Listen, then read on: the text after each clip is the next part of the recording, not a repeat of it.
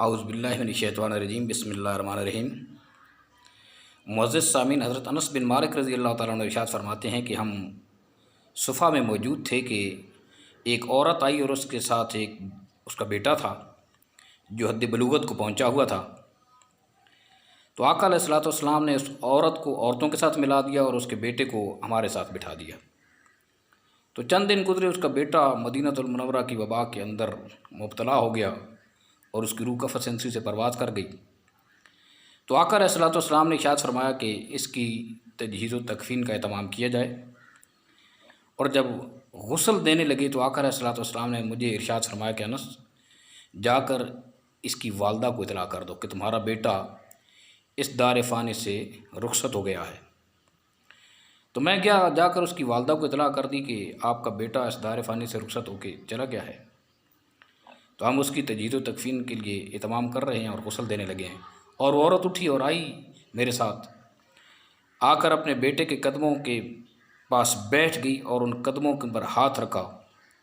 اور پھر اللہ کی بارگاہ کے اندر دعا کی کہ اے میرے اللہ، میری اس مصیبت کی وجہ سے ان بتوں کے پجاریوں کو خوش نہ کر، اور میرے اوپر ایسی مصیبت نہ ڈال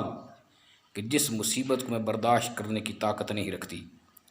یعنی کہ بتوں کے پجاری خوش ہو جائیں گے۔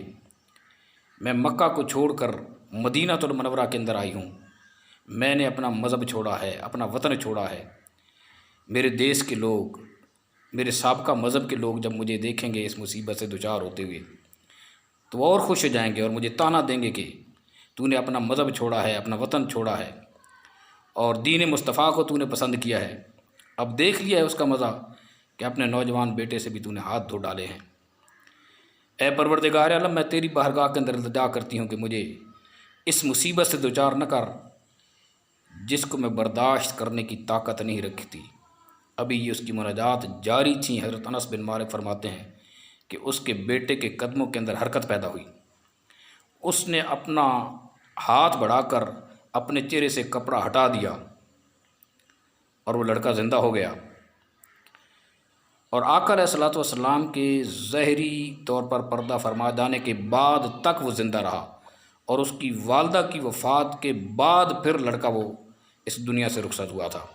تو بات کرنے کا مقصد یہ ہے کہ آپ اپنے تعلق کو مضبوط سے مضبوط تر بنائیں، اس تعلق باللہ کو کہ جو آج اس دور کے اندر ہمارا کمزور پڑ گیا ہے، اور اتباع مصطفیٰ کی روشنی کے اندر مضبوط بنانے کی ضرورت ہے۔ جو ہی انسان اتباع مصطفیٰ کی روشنی کے اندر تعلق باللہ کو مضبوط کرتا ہے تو دل کی اتھاہ گہرائیوں سے مصیبت کے وقت، مشکل وقت کے اندر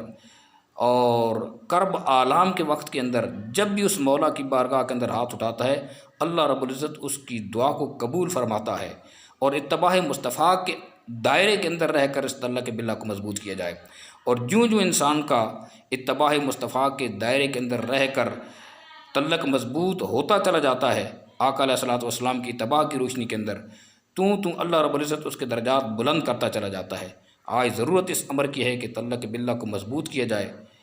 تاکہ اللہ رب العزت ہماری دعاؤں کو قبولیت کے درجے تک پہنچائے۔